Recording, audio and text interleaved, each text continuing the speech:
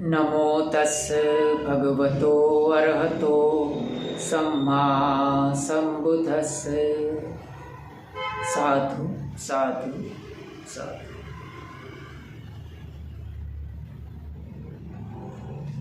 धम्मपद के अरहंत वर्ग की 5 नंबर की ये गाथा है।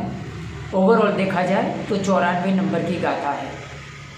यसेन्द्रियानि समथम गतानि, यसेन्द्रियानि समथम गतानि, अस्सा यथा सारथिनो सुदंता, पहिनमानस अनासवस देवापितस पीयन्ते इतादिनो, देवापितस पीयन्ते इतादि।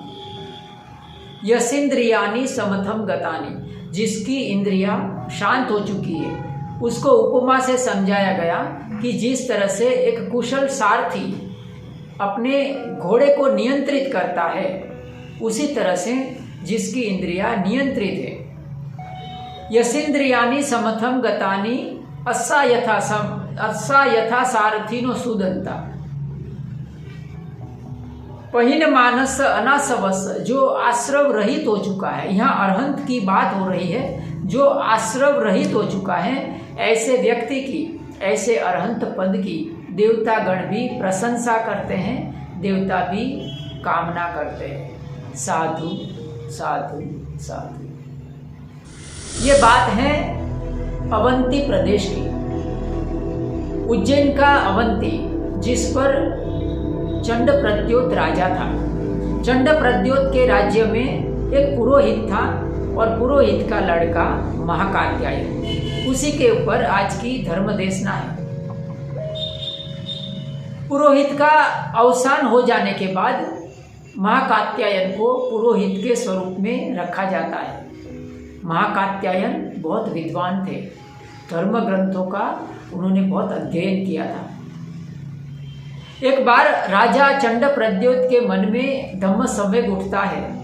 उनको लगता है कि भगवान बुद्ध को अवंती में निमंत्रित करना चाहिए, और राजा महाकात्यायन को कहता है कि तुम जाओ और भगवान बुद्ध को अवंती में लेकर आओ।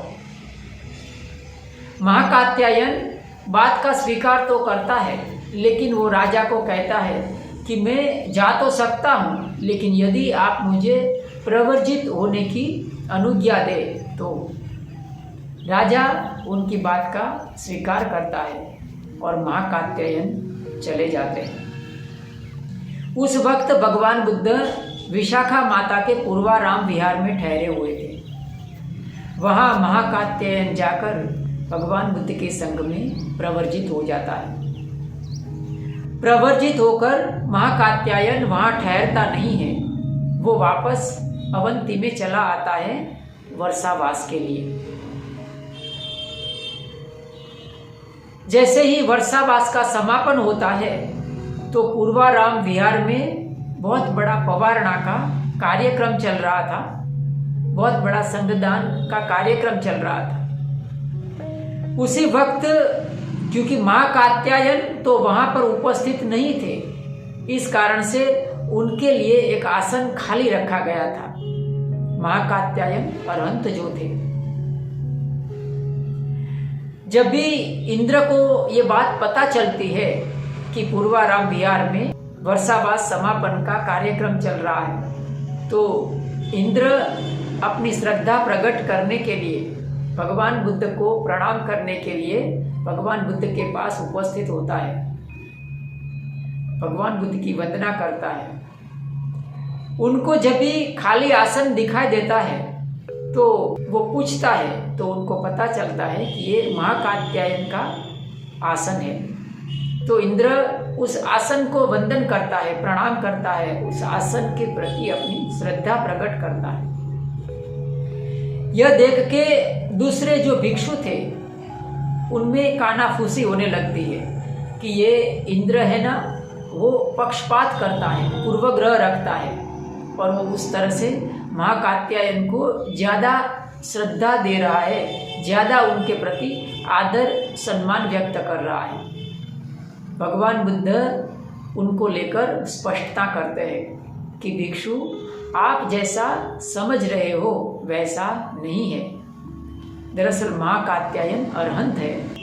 ऐसा कह के भगवान बुद्ध इस गाथा का उपदेश देते हैं। यसीन्द्रियानि समथम गतानि असा यथा सारथि सुदत्ता वहीन मानस अनासवस देवापितस वह्यन्ति तादिनो। To accelerate सबका the wheel of Dhamma, subscribe the channel and press the bell icon.